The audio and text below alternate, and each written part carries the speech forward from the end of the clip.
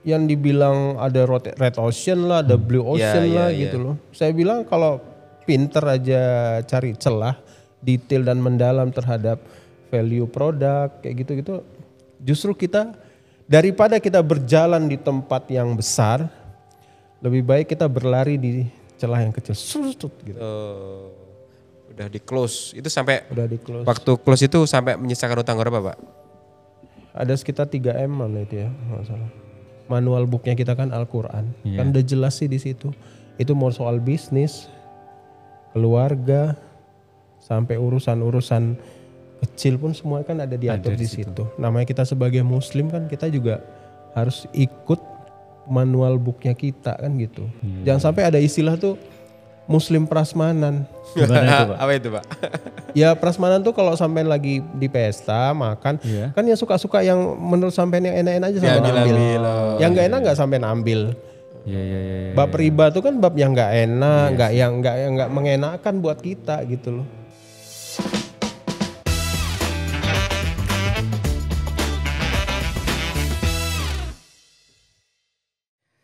Assalamualaikum warahmatullahi wabarakatuh, Sobat Pecah Telur. Kembali lagi bersama gua Ayeng. Bersama teman ngobrol kita kali ini ada Pak Indra. Yang tidak jauh-jauh juga masih Karisidenan Kediri. Kediri Raya.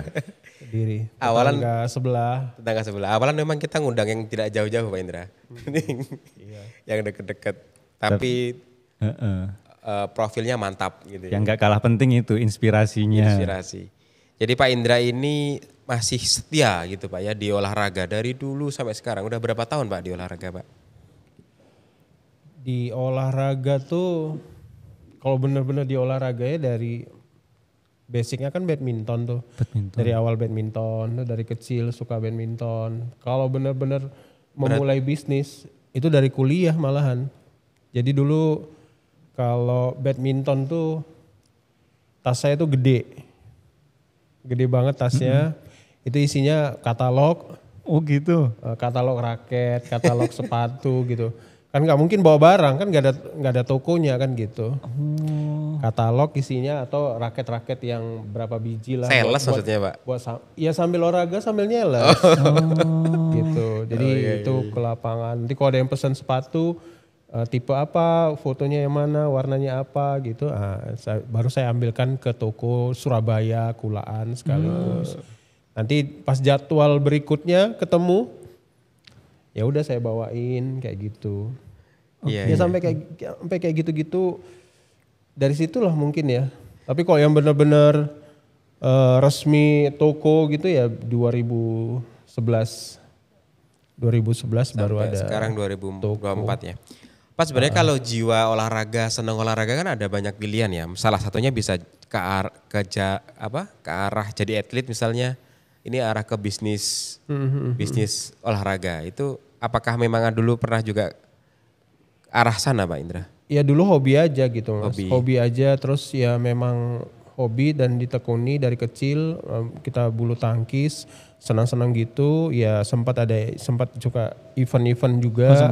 Ada ya ikut training center juga gitu loh. Tapi yang benar-benar untuk ke profesional, untuk ditekuni profesional gitu ya nggak kepikiran karena basically keluarga kan nggak ada yang ngarahin. Artinya memang saya aja yang jalanin kan gitu Mas. Saya yang jalanin. Memang ya aktif lah dulu dari mulai SMP, SMA tuh udah memang aktif banget olahraga gitu. Di badminton. Jadi kalau ada pepatah bisnis lah dari passion itu benar-benar Pak Indra ini. Bisnis yang berangkat dari passion ya kan? Ya kesenangan ya. Jadi mau jatuh bangun ya, hantam kanan kiri ya toh. Ya, atas bawah, depan belakang. Ya kita ya berdiri lagi kan gitu. Ya gimana ya memang ya, seneng kan, gitu kan memang seneng gitu. Jadi lalu, ya ininya tapi memang kalau keluarga di bisnis Pak. Orang tua. Oh dulu tuh saya kan memang tinggalnya kan sama nenek ya, bukan orang tua ya. Jadi dulu waktu SMP tuh ya nenek tuh sering dia jualan dagang baju gitu. Jadi kalau saya pulang sekolah tuh diajak kulaan ke pasar gitu. Nah, nanti saya tukang bawanya gitu. Terus ngantar-ngantar, terus jual kue jual kue yang di pasar-pasar. Nanti saya kalau pulang sekolah ke pasar tuh dikasih catatan. Dikasih catatan, saya tuh belanja ke toko langganannya, ambil barangnya gitu. Kakek jual es, habis pulang ngaji, habis maghrib gitu. Kita ambil yang apa tuh namanya box es yang Termos. tuh kita ngumpulin termos di beberapa warung gitu, saya ngumpulin termos gitu loh. Jadi udah maksudnya vibe habitnya tuh udah Kebangun secara nggak disengaja. iya dari kecil tuh udah itu gitu loh. Bapak Ibu, maksudnya kok memilih dengan nenek kenapa Pak dulu? Ya karena dulu kakek itu tidak punya cucu cowok ya. Oh. Yang pertama gitu. Nah yang pertama tuh saya, ya akhirnya ya Nemanin lah ya. Putra mahkota biasanya. Putra Karena kesayangan. Empat-empatnya anaknya kakek nenek itu ya cewek semua. Bude saya kan cewek semua gitu loh. Nah cucu pertama cowok tuh saya. Akhirnya itulah gitu loh. Tapi akhirnya dapat privilege, dapat ilmu bisnis sejak awal ya Pak, karena ikut nenek ya Pak ya. Ya mungkin apa ya, ilmu-ilmu bisnis banget. Orang-orang zaman dulu kan nggak terlalu banget kan. Simple banget, dia kulaan, dia jual, kulaan dia jual, apa aja kan dia jual. Sekarang aja harus market fit lah. Oh inilah. Market share lah. Ya aduh, ya kan kayak gitu-gitu. Tapi biasanya teori itu juga ini sih Pak. Setelah dilihat teorinya memang namanya keren, tapi ternyata kita juga udah jalani. Nah iya pasti kan, karena pasti semua pebisnis apapun lah gitu pasti udah secara insting sudah dilakukan. Iya gitu. Kita udah pernah lewatin itu gitu. Cuma mungkin dirapikan lagi. Mungkin puzzle tuh kan udah ada. Iya. Tapi akhirnya ditata, dirapiin. Ini posisinya di sini, posisinya di sini. Urut-urutannya kan kayak gitu Mas pasti. Ada. Berarti dari secara nggak langsung tadi malah didikan itu dari nenek kakek untuk bisnis. Itu kuliahnya juga lanjut inline dengan bisnis Pak? Oh enggak, malah sangat tidak inline sekali. Jauh bertolak belakang. Oh gitu? Iya, kalau Mas Agung ngadap sana, saya ngadap sana Pak. Saya ngadap sana, Bapak ngadap sana. Ngadap sana. Jauh banget Mas. Oh gitu, berarti ambil apa tuh Pak? Kuliahnya di apa kuliahnya? Kuliah saya di FKUB. FKUB. Kedokteran. Oh gitu. Kedokteran Brawijaya. Itu memang pilihan hidup atau atau tuntutan? Kedokteran Brawijaya. Saya angkatan 99. Angkatan 99. Dulu dari Medan kan, saya kan asli Medan. Jadi dari Medan dulu itu PMDK Mas. Kedokteran tuh PMDK. Karena saya nggak kepikiran dan nggak niat untuk masuk ke kedokteran gitu loh. Saya dulu mikirnya ya kalau dari badannya kan pengennya apa kan paling nggak kelihatan lah ya. Kelihatan kan Mas Agung gitu loh, yang badannya atletik lah. Enggak, zaman dulu tuh kan yang kalau ngelihat Akabri, ngelihat Akabri apa kayak gitu kan, gitu. Nggak kepikiran saya kedokteran. Gitu. Dan itu ya almarhum guru saya tuh lah ya, yang itu formulir tinggal satu-satunya, formulir PMDK, bahkan yang zaman dulu tuh yang kan pakai ngebulatin yang 2B gitu kan. Si formulir itu ya. Ingat ya? Nah itu. Itu bukan tangan saya malahan. Tangan beliaunya itu. Ngirim semua berkas itu ke Brawijaya. Berarti yang ngarahin ke dokter beliau? Beliau bukan orang tua, bukan saya juga. Kenapa Pak? Kenapa kok dia kekeh sekali dengan pilihan itu? Ya menganggap bisa gitu loh. Pada akhirnya saya nggak bisa di Oh gitu Pak? Nggak bisa berdalam artian nggak lulus? Bukan nggak bisa, maksudnya tidak apa ya, tidak sesuai dengan mungkin ya mungkin beda lah ya. Kedokteran itu udah kebayang lah gitu, yang dia tuh harus rajin sekali apa segala macam. Saya tuh yang memang orang lapangan bener gitu loh, yang di luar gitu yang. Tapi sempat berapa semester Pak? Pokok saya kena batas 7 tahun tuh. Maksimal 7 tahun udah gak bisa supaya tidak di DO kan. Harus Tidak di DO 7 tahun, harus habisin 7 tahun dan harus mengundurkan diri. Supaya kalau mengundurkan diri berarti kita masih bisa lanjut ke mau pindah ke kedokteran swasta kayak gitu-gitu. Gitu. Jangan sampai surat DO itu ada turun itunya gitu ya. gitu. Oh gitu. Ya udah akhirnya ya Itu sempat 7 ngundurkan tahun diri. juga ya Pak di situ. Itu sambil bisnis. Iya, cerita- itu udah mulai bisnis mas saya. Mulai dari jual raket, sepatu, terus juga bikin brand shuttlecock sendiri yang kita maklun, ambil ke pabrik-pabrik gitu. Jual shuttlecock. Jadi kayak bisnis gitu-gitu. bisnis olahraga ini udah kepikirannya dari kapan sebenarnya Pak? Ya Kok karena dari visinya hobi itu ya, dari hobi itu dan saya lihat ada peluang di situ. Itu mereka aksesoris itu pasti kebutuhannya dan memang karena senang ya. Jadi memang ya itu tadi karena senang kan dengan raket, bahkan ketika kelihatan raket bagus malah dipakai sendiri nggak jadi dijual. Iya ya. Jadi karena senang aja. Tapi karena seneng itu jadi tahu kan Pak, karena tahu apa ya, kalau saya dulu pernah dapat statement itu, memang bagi pemula bisnis dari passion itu sangat menguntungkan. Karena apa? Iya. Karena kita sudah ada basic pengetahuan, karena kita tahu ini yang bagus, ini yang Iya, udah, iya.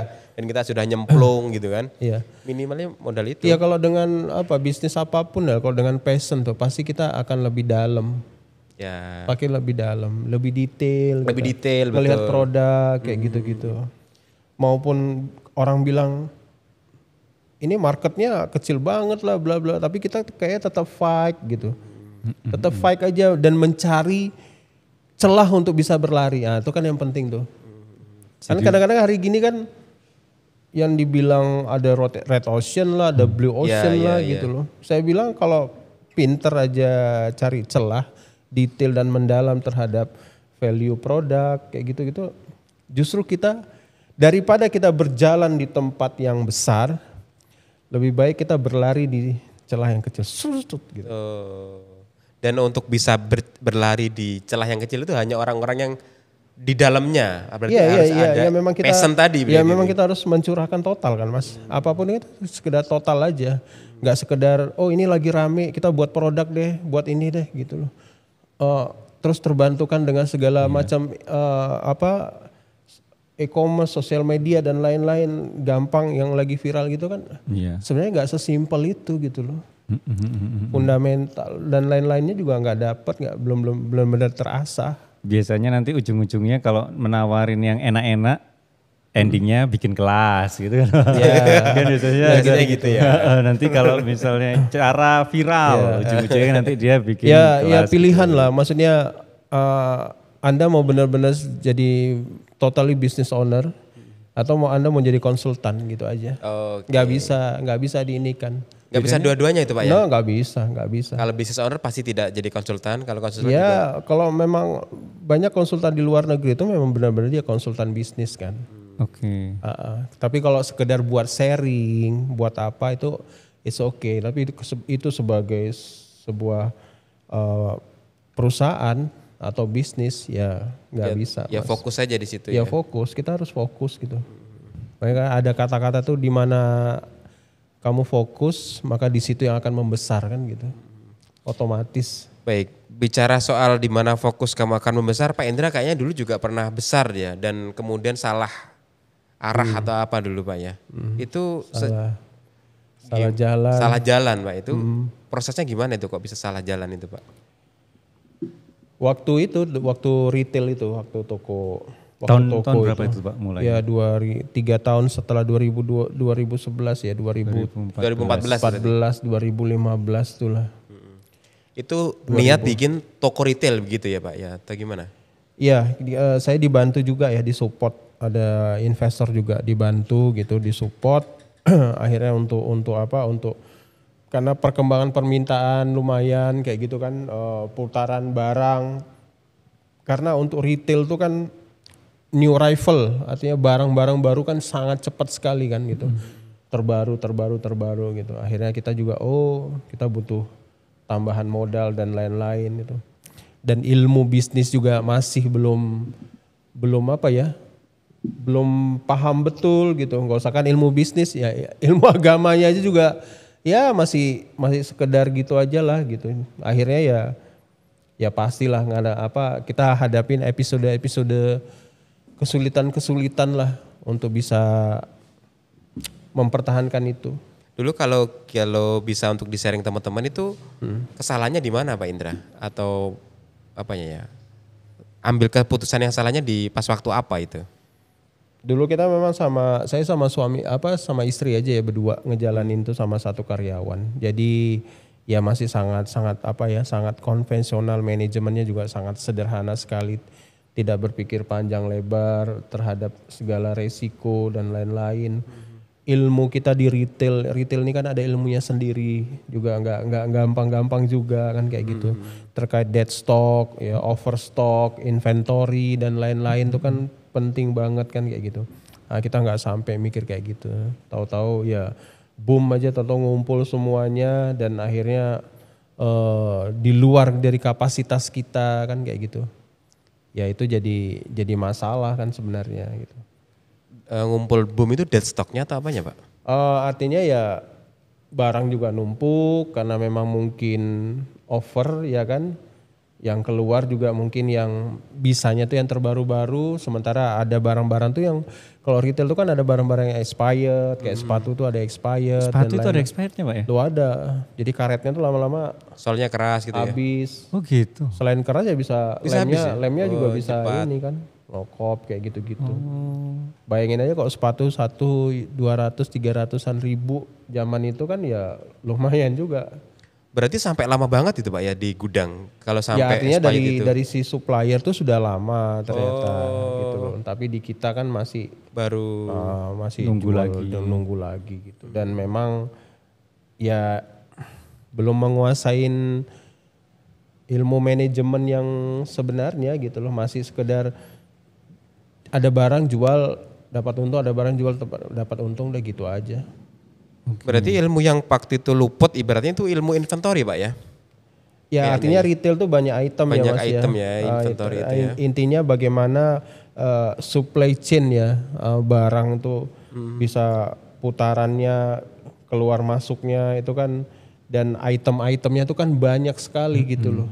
Terhadap barang yang baru tuh bagaimana skema dan lain-lain untuk menghabiskan stok dan lain-lain itu kan juga ada program-program yang harus di-create gitu, tidak bisa normal aja gitu. Bisa jadi kita dalam satu dos sepatu itu cuma untungnya 1-2 sepatu, bisa jadi kayak gitu. Satu dos sepatu cuma 1-2 untungnya. Ya. Berarti yang toko retail itu sudah nggak berjalan lagi Pak? Enggak berjalan lagi, Oh gitu. sudah nggak berjalan lagi. Udah di close. Itu sampai Udah di close. waktu close itu sampai menyisakan utang berapa Pak? Ada sekitar 3M mana itu ya, nggak salah. 3M. Itu menarik sih kalau memang kalau ngobrol sama Pak Indra itu nggak akan lepas juga dengan cerita hutang 3M itu Pak. Banyak. Tapi yang lebih besar lagi, lebih banyak lagi, semakin kesini saya ternyata lebih. Oh kecil ya gitu. Oh itu makanya enaknya itu gitu loh Mas. Ternyata kecil. Jadi 3M itu gila, kecil Mas. ada ratusan gitu loh. Ada yang T, ini pribadi apa negara ya gitu ya. dan ternyata pribadi. Ya pribadi. Yang T itu. Ya enggak ya ratusan, Ya, ratusan lah ya. ratusan gitu. Ada yang T, ini pribadi apa negara ya yang utang gitu loh. Jadi dari situ Pak Indra ngerasa bersyukur ternyata 3M Ya itu kalau dibandingkan itu juga kan nguatin juga gitu loh. Karena kan kita sekarang gini, kita punya masalah ya, tapi kita diem aja nutup diri gitu loh. Kita nggak coba apa ya? Ya kadang-kadang kalau kita salah nge-share juga bisa jadi konten sama orang kan ya. Iya, Jadi ya kita tetaplah harus open ya, harus open, terbuka gitu kan. Maksudnya terbuka sama orang yang tepat menurut kita kan, kita cerita ternyata ya terutama pada guru-guru yang kita anggap bisa support secara mental kan kayak gitu-gitu. Ya akhirnya kita tahu Bapak itu segini loh, ini segini loh gitu loh. Tapi taunya itu kan sekarang Mbak Indra ya. Dulu kan nggak tahu itu. Iya, kalau waktu itu ya udah kayak orang paling terpuruk di dunia lah gitu ya. Yang udah dikejar lah, debt collector lain-lain kayak gitu-gitu. Motor dijabel. Iya. Dan 3M itu setelah itu saya dengar kan lunasnya relatif cepat ya Pak, 1 tahun? Nggak sampai 1 tahun itu. 8 bulan atau berapa gitu ya? Iya dulu udah sempat cerita di itu ya. Saya sama lupa juga karena udah lama. Terlalu 3 tahun yang lalu. 3 tahun yang lalu, ketumpuk cerita-cerita yang lain yang banyak sekali. Iya sangat menginspirasi dan utangnya lebih gila-gila lagi. Gila-gila lagi. Saya cuma pembuka aja ya Mas ya, untuk mengundang mereka yang lebih besar utangnya. Tapi memang benar, saya juga termasuk yang nonton videonya Pak Indra waktu itu dan setelah saya lihat komen-komennya itu juga banyak yang tergerak, banyak yang terkuatkan, merasa punya harapan setelah itu, merasa bisa ada jalan keluar. Nah, itu yang pengen diperdalam gitu Pak Indra, karena waktu itu kan sepertinya belum ada kesempatan untuk menjabarkan lebih lanjut terkait hal itu. Kalau ada teman-teman yang sekarang ini lagi terjebak, terlilit hutang kayak gitu, dan rasanya udah nggak ada hal lain yang bisa dilakukan, sebenarnya hal apa sih yang mestinya dilakukan pertama kali ketika dalam kondisi seperti itu? Ya kalau kita muslim tuh udah jelas ya, kalau kita fokus ke masalah, ke utangnya, nggak akan selesai-selesai. Semakin kita kejar fokus ke situ malah nggak selesai-selesai. Makanya saya dulu tuh ternyata fokus itu saya alihkan gitu loh. Fokus untuk memperbaiki diri sendiri, udah. Ibadah kita, ketaatan kita. Kan manusia tuh kan ada 2 ya, ada akal, ada akliyah, ada nafsiyah gitu loh. Nah itu penghambaan kita itu yang kita munculkan dari dalam gitu loh. Untuk kita benar-benar berserah gitu, kita hamba yang gak ada apa-apanya kayak gitu-gitu. Harus mengembalikan, merestart gitu loh Mas. Kayak merestart diri kita untuk kosongin itu, bersihkan itu. Dan satu tuh cuma ya bertobat dulu. Dari proses perbaikan diri tuh juga masih ada episode-episode lain. Gak langsung kita hijrah, menjadi baik, bertobat, terus selesai masalah. Enggak juga gitu. Justru masalah itu tambah berdatangan gitu loh. Seolah-olah kayak Allah brek gini loh. Tapi dia nguatin kita untuk kita, oh ya ini kita harus selesaikan, kita harus bersihkan kayak gitu-gitu. Maka yang paling bertanggung jawab terhadap masalah itu adalah diri kita sendiri kan. Jadi kita dulu clear lah secara mindset, pikiran, bagaimana hubungan kita dengan Allah, bagaimana hubungan kita dengan manusia, kan kayak gitu.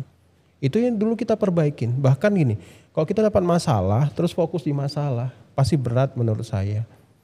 Ketika kita ada masalah, tapi melakukan kebaikan di jalur yang lain, gitu. Yang kadang-kadang tidak ada hubungannya. Ini selesai gitu loh Pak. Jadi kita kok ngomongin bisnis lah ya, kalau bilang saya banyak hal-hal yang unlogic lah ya, maksudnya kita dapatin gitu. Kita fokus bisnisnya supaya bertumbuh gitu loh. Bagus, dapat tim-tim yang hebat, dapat tim-tim yang profesional, yang juga taat sesuai dengan culture perusahaan gitu.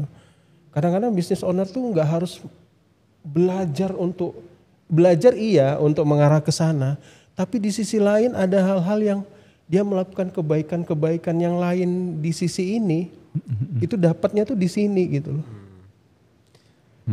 Itu bisa dikasih example Pak biar lebih jelas gitu Pak. Melakukan contoh kebaikan gini, di sini dapatnya di sini gitu. Kayak kita misalnya ya kita banyak melakukan kebaikan gitu dengan kita belajar ilmu agama, kita ngaji misalnya dan lain-lain gitu. Ya otomatis ini clear selesai. Di sini kayaknya ada jalan aja gitu Mas. Dulu saya pernah ada diskusi juga sama Mas Surya dan yang rata-rata juga Mas apa kaitannya lunas hutang sama spiritual begitu. Kadang-kadang kan seakan-akan nggak nyambung begitu ya. Nyambung. Ya tapi kadang-kadang kebanyakan narasumber kita juga gitu. Udah fokus aja di ibadah, fokus aja di perbaikan diri. Nanti juga selesai sendiri. Kan kadang kalau kita logik kan nggak nyambung ya. Tapi realitanya seperti itu rata-rata. Kayak gitu. Karena kita mencoba merajuk sama yang punya rezeki kan. Jadi sebenarnya malah jalan pintasnya ya itu, nggak ada jalan Iya, lain gitu. makanya Pak, kan kita harus, saya bilang memantaskan diri. Memantaskan diri. Gitu loh. Nah kalau tips praktisnya gitu Pak, kalau ikhtiarnya strateginya Pak Indra waktu itu apa aja yang dilakuin Pak? Karena kalau dari sisi masalahnya Iya. ya Mas ya, kalau dari sisi masalahnya saya memapping dulu terhadap utang-utang saya. Oke. Mana yang jadi skala prioritas. Mana ini yang sangat mengancam. Mengancam tuh artinya ini ya ada kaitannya dengan pidana kah atau enggak. Oke. Mana yang ini nggak ada hubungannya sama pidana kok. Jauh lah ini jauh gitu. Oke. Atau mana ini yang kira-kira ini nanti ke keluarga, ke ini gitu. Jadi benar-benar kita mapping skala prioritasnya mana dulu gitu loh. Ya. Dan itu kalau udah di mapping itu baru ini dulu ya. Ini kita cari. Ya. Kemarin nah ini juga yang penting. Kalau soal utang riba nih solusinya selain diri sendiri, kita clear juga hubungan kita dengan istri, dengan keluarga, Mas. Gimana itu Pak? Ya artinya ya harus sama-sama ridho gitu loh. Jadi ngadepin masalah ini nggak bisa suami aja, nggak bisa istri aja. Harus suami istri sama-sama gitu loh. Satu visi gitu. Satu Pak, ya? visi, satu frekuensi gitu. Jadi bisa menyelesaikan bareng-bareng. Nah ini yang kemarin kita benahin dulu hubungan ini gitu. Biasa kan dengan panas ya, dengan segala masalah pastilah gitu-gitu. Masalah keluarga itu kan pasti, apalagi hari gini kan banyak muncul gitu. Nah itu dulu kita clearkan, hubungan itu dulu kita clearkan. Ya sama-sama ridho, oke ayo kita selesaikan masalah. Langkah pertamanya adalah kita mapping dulu utang-utang kita. Apa yang ada kaitannya dengan hukum, apa yang kaitannya dengan keluarga, atau ada yang mengancam jiwa misalnya kayak gitu-gitu.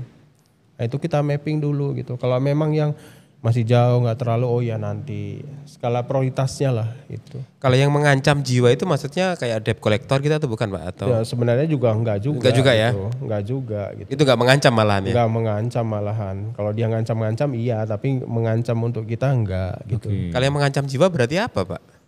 Ya apa ya Mas kira-kira yang dalam tanda kutip ya sangat dekat dengan pidana ya biasanya ya. Sangat dekat dengan pidana gitu-gitu. Eksekusi agunan gitu seperti kayak gitu termasuk. Ya sebenarnya juga enggak Itu Mas. malah enggak itu ya? juga enggak gampang-gampang. Kalau tahu ilmunya tuh malah Mudah ya? mudah gitu loh. Nah itu sebenarnya gimana tuh Pak? Karena posisi sekarang kan juga banyak orang yang khawatir Agunannya kena gitu ya? rumahnya, mobilnya.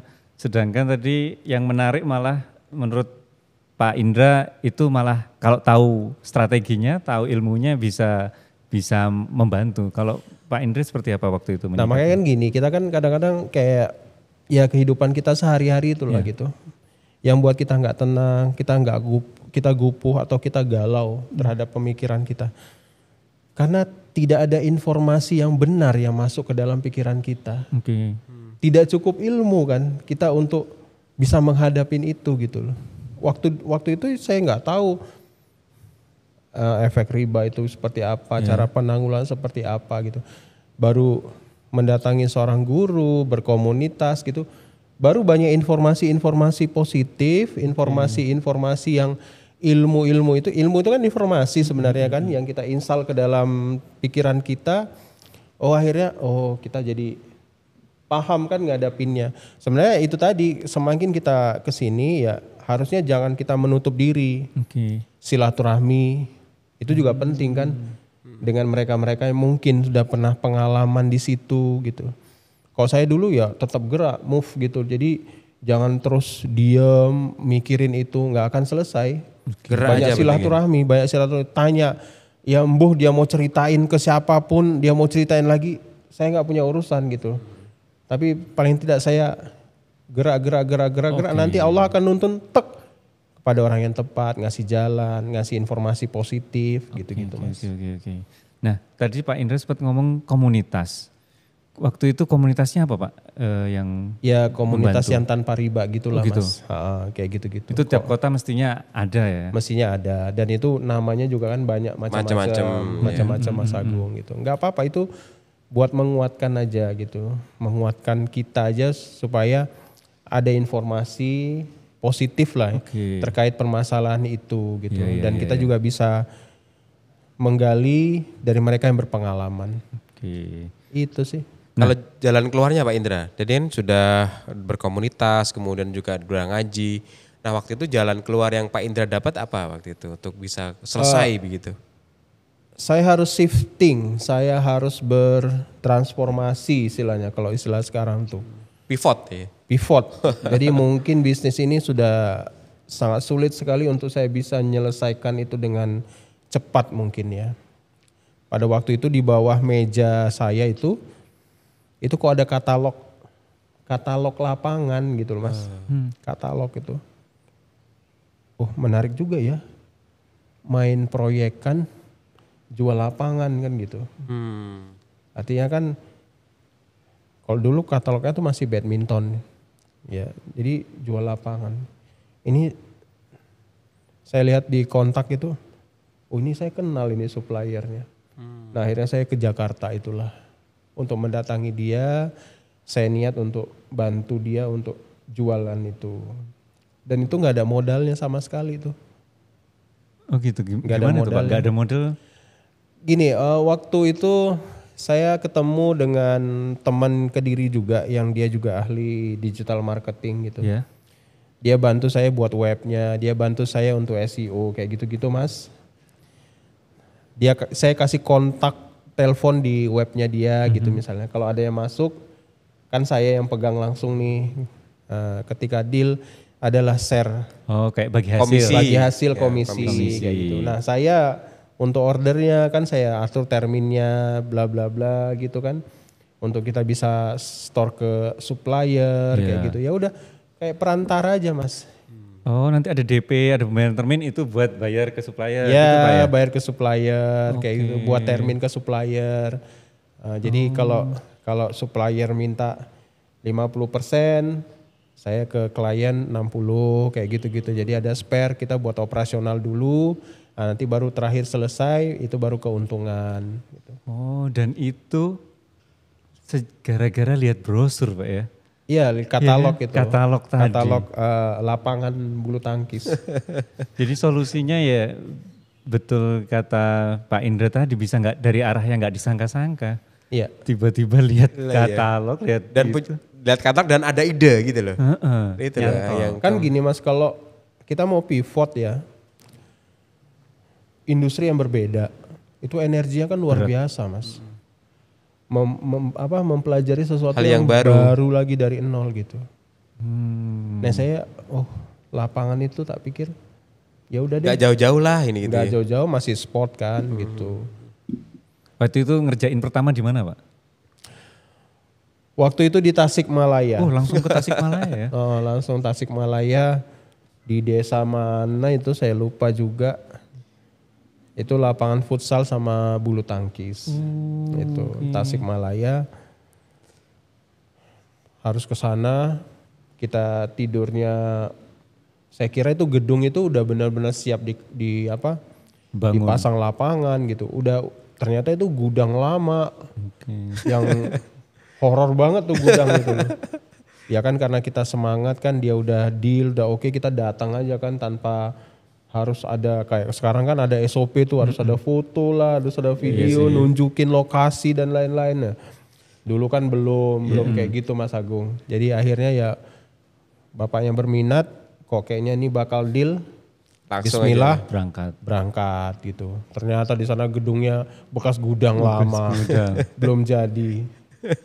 Itu. Akhirnya harganya jadi beda dong, Ya harganya nggak bisa beda Mas tetap, tapi kita waktu delay tunggunya itu lumayan gitu, karena dia minta saya untuk ngarahin bersihin, maksudnya warnanya apa yang pas gitu.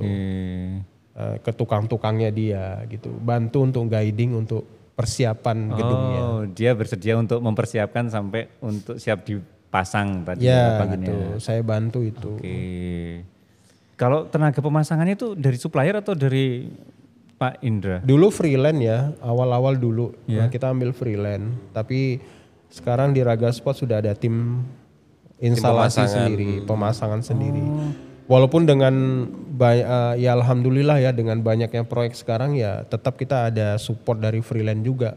Karena tukang sendiri juga nggak mumpuni ya. Nggak mumpuni habis dari kota ini pindah kota ini pindah kota ini. Oke, freelance-nya berarti dari kota tempat proyek itu dikerjakan? Enggak, itu kan sangat spesifik ya. Jadi bukan yang tukang semua bisa gitu Mas. Ya ada di Jakarta berarti gitu diajakin aja tertentu. Sambil kita juga mendevelop, mengcreate orang-orang baru yang kita supaya bisa kita ajari lah untuk bisa pasang gitu. Oke, itu Tasik proyek pertama. Nah perjalanan selanjutnya akhirnya bisa 3 miliar ini dilunasi itu metode pengelolaannya seperti apa Pak? Itu sebenarnya kalau itu istri yang tahu ya. Karena gitu? Kerja sama-sama istri itu Mas. Pembagian tugasnya gimana Pak? Ya pokok saya fokus, saya jangan ngadepin debt collector ya gitu. Oh gitu? Saya jangan diganggu dulu dengan gangguan yang tagihan gitu-gitu saya bilang gitu. Biarkan saya ini fokus mencari aja. Nanti silakan diatur sendiri. Nanti silakan diatur. Saya tak nyari aja gitu. Oke. Ya itu kerjasama itu Mas. Satu visi tadi Nah ditemukan. satu visi dan ketika suami istri itu satu visi, wah itu Allah tuh ya unlogic memang tapi ya kayaknya selesai tumpah gitu. Aja begitu ya. Iya Mas itu dan saya yakin cerita kayak gini pasti banyak yang ngalamin lain-lain lah. Ketika mereka clear kayak suami Saya istri. jadi penasaran, berarti pas waktu sebelumnya suami istri tidak satu visi di usaha itu? Ya sama satu visi Mas, tapi kan memang secara visi spiritual itu kan kita belum dapat. Belum klik gitu ya? Belum klik kan, artinya ya dulu ya istri belum berhijab, saya juga masih sholat 5 waktunya juga belepotan. Telat-telat gitu. ya? Telat lumayan Mas, nah, itu kayak gitu-gitu, bolong-bolong kayak gitu. Nah ternyata untuk lepas dari riba tuh wah memang harus total gitu loh. Bab hijrah tuh benar-benar harus kita pegang betul.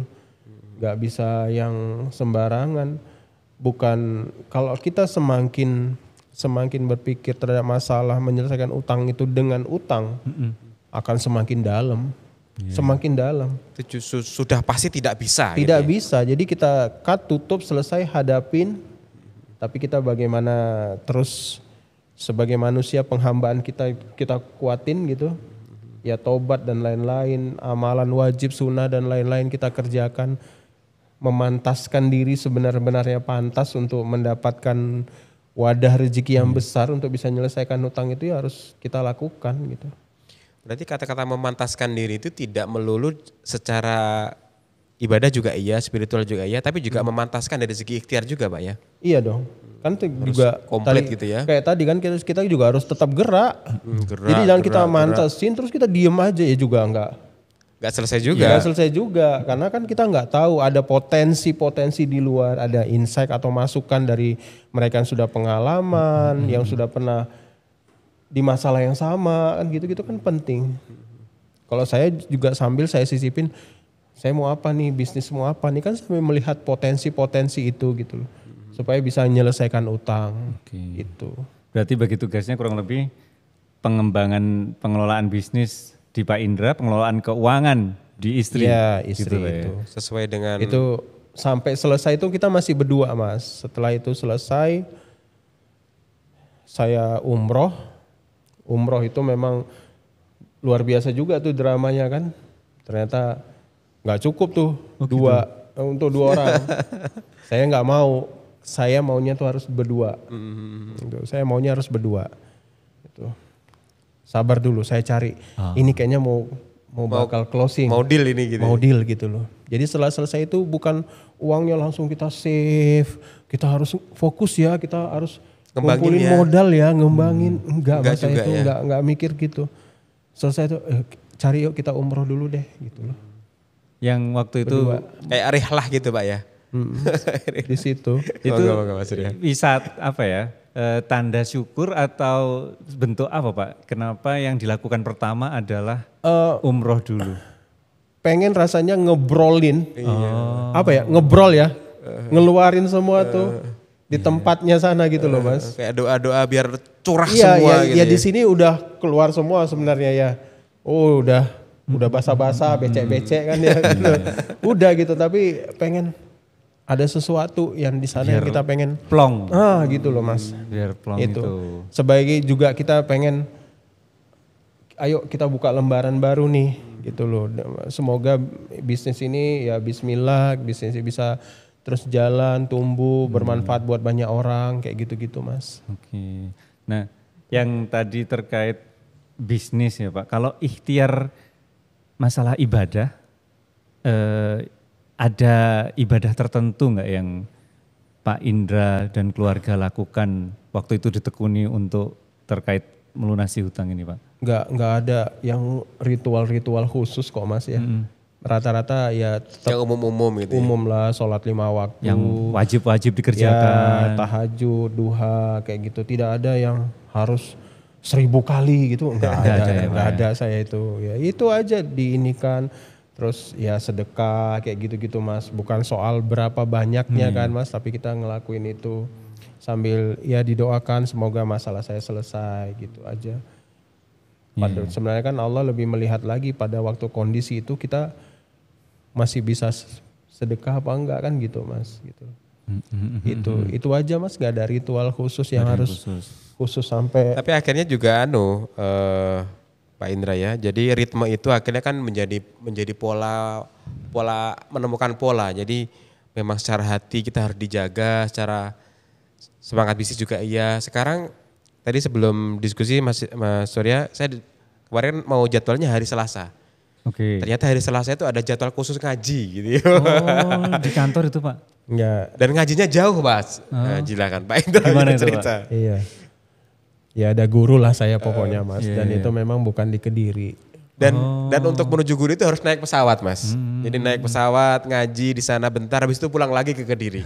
Segitu luar biasanya. Berarti gitu. kan kebawa terus perubahan itu bukan cuma semata-mata untuk melunasi hutang aja, tapi akhirnya jadi kebiasaan, jadi karakter gitu Pak ya? Iya memang beliau sih bukan soal ngaji aja ya gitu ya, tapi juga soal bisnis juga kan, untuk melihat bagaimana pembenahan dari sisi bisnisnya juga Ya, gitu loh. akot-akotnya begitu ya Pak. Ya seperti itu, terus ya bagaimana mendevelop bisnis ini dengan benar lah gitu-gitu juga. Tapi dari sisi sesuai dengan hukum Islam kayak gitu, tidak melanggar.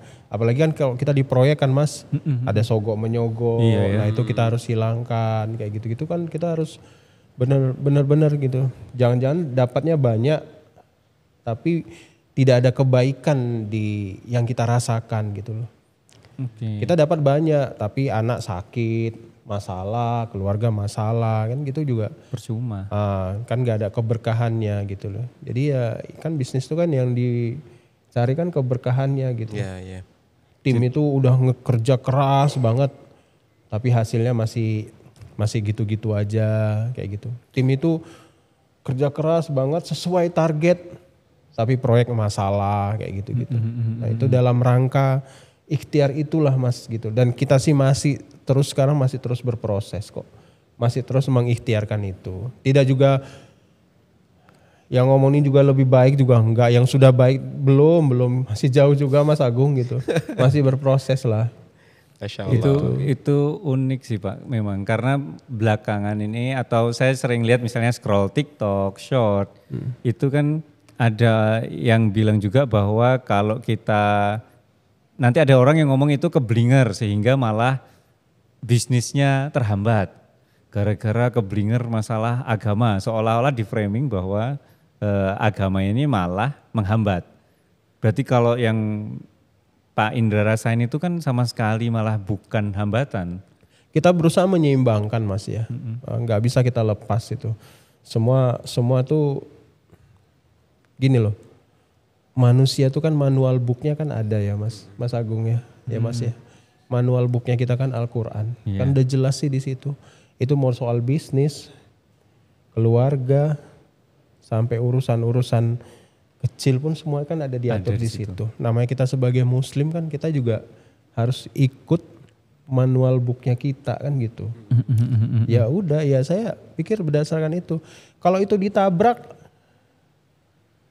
ya mungkin mereka belum merasakan gitu. Saya udah ngerasain nabrak itu gitu loh Mas Agung.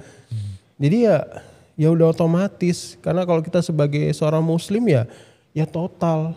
Jangan sampai ada istilah tuh muslim prasmanan. Gimana itu Pak? Apa itu Pak? Ya prasmanan tuh kalau sampai lagi di pesta makan, kan yang suka-suka yang menurut sampai yang enak-enak aja sampai nambil. Yang nggak enak nggak sampai nambil. Iya. Bab riba tuh kan bab yang nggak enak, nggak mengenakan buat kita gitu loh. Seolah-olah harus diambil juga gitu. Ya harus total Mas, nggak bisa. Gitu. Sebenarnya kan memang nggak enaknya itu malah saya nilainya itu nggak enak semu. Sebenarnya tapi enak yang hakiki justru menghindari itu kan Pak. Mungkin yang posisi sekarang itu seolah-olah nggak enak. Karena sekarang saya lihat malah dampaknya sangat positif ketika Pak Indra berhijrah gitu Pak ya. Iya.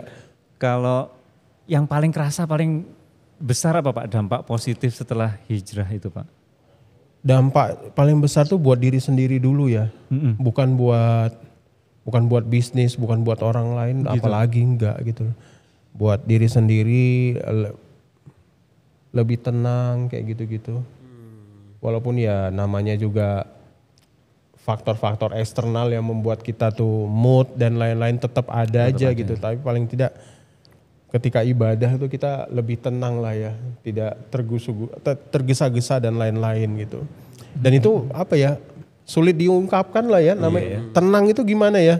Sesuatu yang abstrak ya, yang bisa kita rasain sendiri gitu. Iya, urusannya sama rasa soalnya. Nah, urusan sama rasa. Nah, itu dulu yang kita dapatin gitu. Dan ketika itu kita hijrah. langsung kan Pak ya? Iya. Kerasanya. Dengan ketenangan itu, barulah kita bisa, pikiran kita fresh untuk mikir, ini solusinya apa ya? Ini kita mau ngapain ya?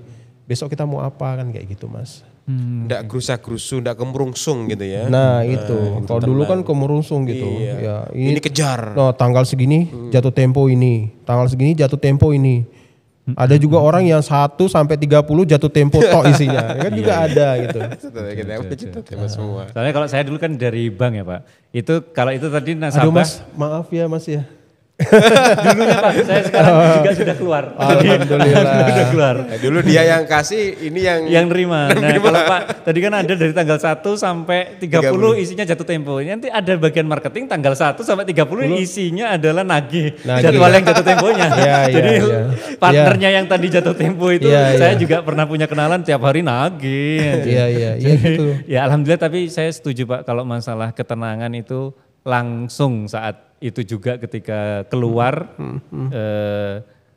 meskipun secara penghasilan secara ini tuh masih jauh ya. Jauh gitu loh. Dan tidak tidak ada kenyamanan kalau kita hitung dari sisi materi gitu loh. Tapi karena ketenangan itu buat kita tuh bisa nerima semuanya gitu loh. Melihat anak-anak tuh lebih wah gitu loh. Dan itu jauh gimana lebih, ya nggak bisa diucapin ya. Lebih berharga daripada uangnya gitu. Karena nggak bisa dinilai sama sekali. Iya. Jadi ada momen-momen itu yang saya pernah rasain lah. Ya mungkin Mas juga pernah merasakan itu kan. Iya, alhamdulillah. Atau kita wawancarai Mas ya. kita balik ini podcastnya gitu. Nanti kalau ada Pak Indra punya podcast saya yang datang. Gitu ya. Nah ini harus datang Mas, harus olahraga dulu. Iya, harus olahraga dulu biar ngomongin olahraga baru ngomongin apa. Dulu Pak, sekarang punya kambing banyak ini Masnya. Kambingnya ratusan. Alhamdulillah. Di dekat sini. Jadi ada peternakan domba. Domba kok kambingnya. Iya. Tapi sekarang juga saya lihat kalau dari skala bisnis lebih besar daripada yang sebelum itu ditutup ya Mas? Alhamdulillah Mas, ya itu nggak tahu lah, atas izin Allah aja ya. Pokok kita udah ikhtiarkan maksimal gitu. Niatnya intention kita tuh satu, berkontribusi kan gitu. Kita bangun perusahaan besar ya ujung-ujungnya kita kontribusi dengan meng-hire banyak karyawan, banyak kebaikan juga yang bisa kita lakukan juga kan gitu. Alhamdulillah juga Raga Sport tuh sekarang punya yayasan juga kan Mas. Yayasan namanya Yayasan Lumbung Kebaikan. Oh, Yayasan Lumbung Kebaikan. Itu juga yang memang kita sama-sama develop bangun juga ya untuk kepedulian kita lah gitu. Jadi CSR-nya kita alihkan ke situ. Selain itu juga ada program-programnya juga di dalam yang kita juga ya mengajak orang lain juga untuk melakukan hal yang sama gitu. Ya kebanyakan yayasan lain lah seperti itu kira-kira. Pak Indra, kalau untuk bisnisnya sekarang jasanya apa aja untuk di Raga Sport itu? Sekarang tuh selain flooring ya, sekarang kita juga udah ke sipil ya, konstruksi, memang benar-benar ke bangunannya ya.